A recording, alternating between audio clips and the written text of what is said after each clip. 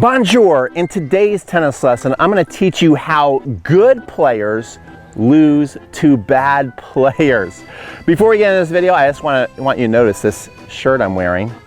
I'm going to be going to France next week doing some coaching. We're actually going to play on the Roland Garros courts.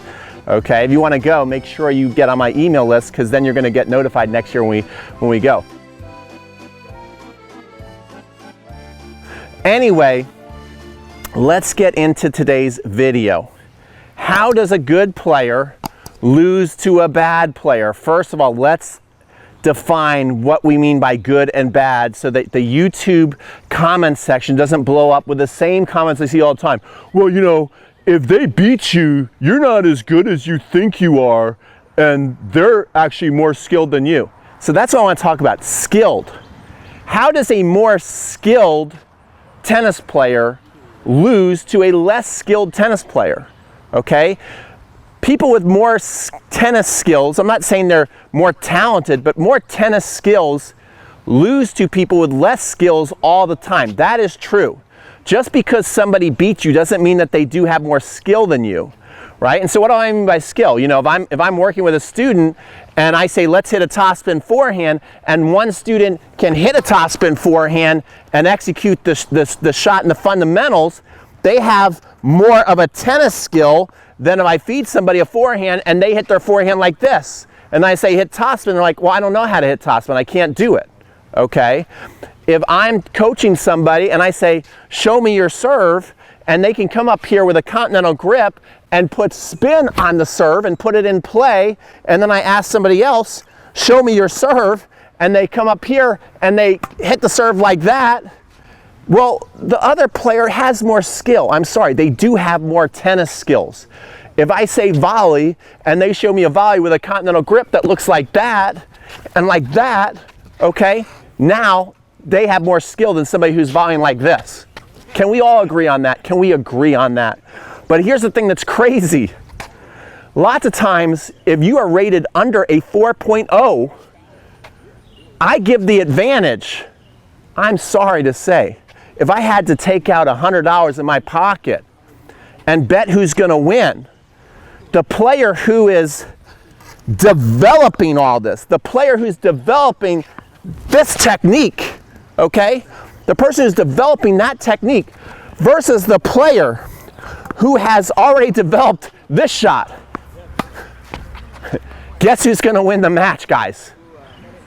Well, the pusher's going to win. Because here's what I like to say. Pushers win. Hitters win. Tweeners, they lose. And if you are below a 4.0 player and you have all the skills I'm talking about, but you're playing below 4.0, you haven't developed and baked in the skills yet, like the pros on TV or like your really good juniors at your club. You're in development. So you have the capability at some point, if you can keep developing these strokes and make them automatic, well, you're probably not going to be a 4.0 and below for very long.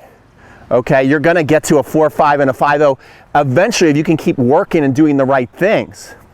Okay, but what happens to you in a match is, yeah, you can do these shots and look amazing, and when you make it, it's beautiful, and everybody's like, oh my gosh, you got the most beautiful strokes I've ever seen. Yeah, how can you be losing to these players? Because you're developing your stroke. So at some point in the match, this person with less tennis skills with you who could just keep taking your shot and pushing it back in play, they're going to start to make you doubt your stroke. And you're going to start to do something called tweening. You're going to try and hit it, but then you're going to hold back. I didn't even mean to make that shot, but you can see how that's more tentative, right? It's a more tentative stroke. But when you go tentative, when you try and accelerate and decelerate at the same time, you know, you're going to start missing shots. And then you're going to be in a nightmare match, okay? And this is how a bad tennis player beats a good tennis player, or a tennis player with more skills. Okay, they're better. One thing that I love that master professional Jorge Capestany says, tennis is a sport where all somebody has to do is one thing better than you. Even if you do 5 or 6 things better than them, if they can just do one thing better than you, they can beat you. And so what's the one thing better, and maybe the most important thing in tennis that a pusher can do? They can put the ball in play. That's what the game's all about, putting the ball in play. So if they're able to put the ball in play more than you, chase down some of your shots that maybe should be winners, but they get there and get it back one more time and then you miss, well then when it comes to keeping score in a tennis match, they're better players than you at this point because you can't execute on enough of a regular basis to put that pusher away.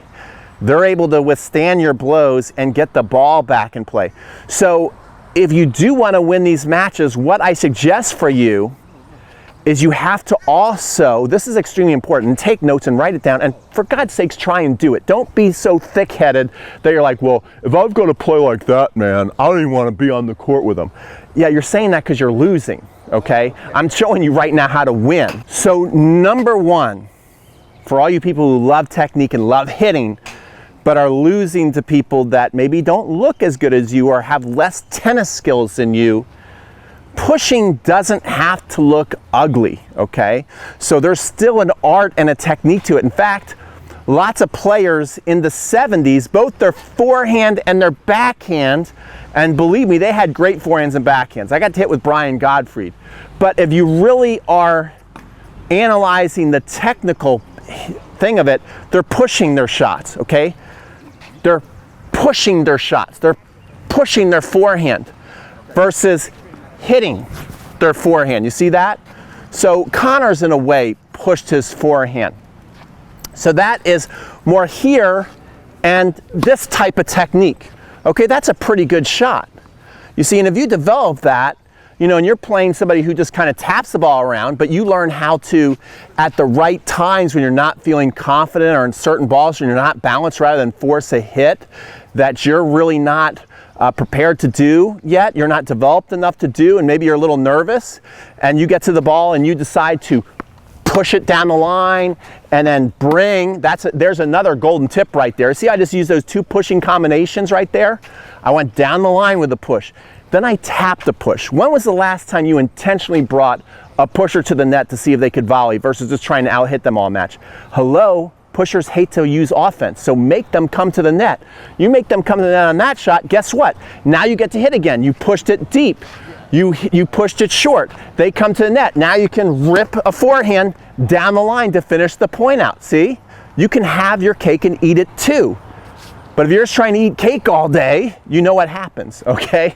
So that's what I hope you do. Federer, I just want to say this. I was going to end with this. Federer, when he hits a slice backhand, right? You don't watch Federer hit a slice backhand and go, oh my gosh, what a pusher. You go, how beautiful. Develop a slice backhand. A slice backhand is, oh my gosh, that is beautiful. A slice backhand is a pushing shot, okay? That's what I mean by you have got to also develop pushing technique, not only hitting technique, and you've got to use the combo, because what's going to happen in a match, you're going to get nervous, you're going to start tweening, and if you can only rely on trying to hit your way out of it, we know what happens. Things get worse. But if you feel like you have more options, the more options we have in life, the better we feel, the more comfortable we feel, then you'll be able to pick the right time to hit it and to push it, and then you're going to start beating those players that you feel that you have more skill than. Does that make sense? So hopefully you enjoyed this video. If you enjoyed this video, give this video a like. I don't know if you've noticed, but throughout the video, my buddy B2 has probably been walking around behind you. I'm not sure.